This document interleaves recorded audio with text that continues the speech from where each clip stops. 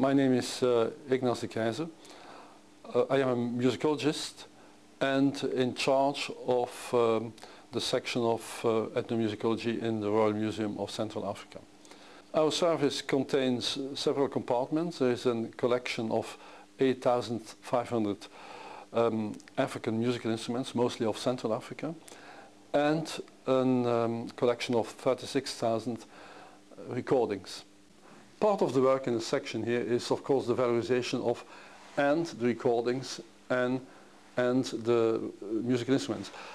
At my arrival here 4.5 years ago, the recordings had already been digitalized.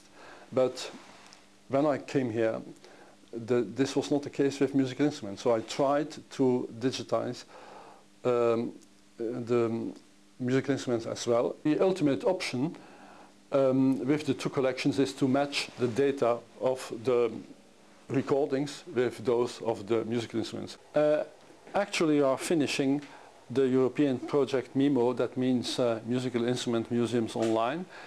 The intention is to put online and without cost for the users the photos of our 8,500 musical instruments. So we are photographing them here. And we are not the only contributors in the consortium. There are 8 major collections throughout Europe. Among them, 3 other ethnomusicological collections.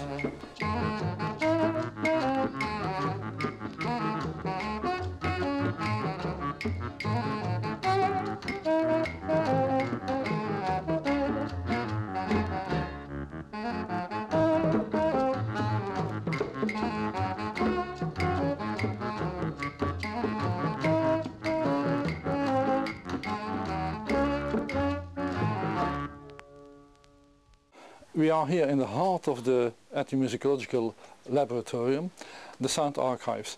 What you see are the original recordings by our collaborators, field recordings. We have also very ancient Edison rolls. These date from 1912 and are the first recordings on the field of North Congolese music. We are here in the depot of the wind instruments, and a large part of wind instruments are horns. There are some 1,200 horns in the collection. This is a particular horn. I started a study on that instrument, and practically without any documentation, without any information, and I could contextualize completely the instrument. It's an instrument that has been copied on the model of a 16th century European cornetto, and it was used in actual Congo-Brazzaville during the 18th century. But it's just a genuine African horn with a side-blown mouth hole. I have always been interested in music. I made music for my youth. I sung, started again to sing. But for musicology, my curiosity for musicology emerged at the World Exhibition in 1958. There was a famous electronic composition, Poème électronique by Varijze, in the Philips Pavilion, and I couldn't see it. So I tried to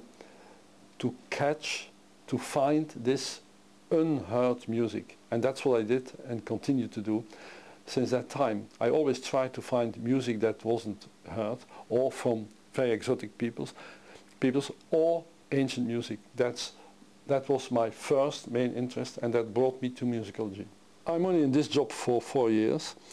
So my former specialization was organology, that means musical instruments, out of sax, wind instrument makers and so on. And I tried to match some of this experience in my actual research. I did so in doing research on the introduction of the saxophone in African urban music. And I can assure you that there are lots of things to discover there in that domain and in so many other domains of African music.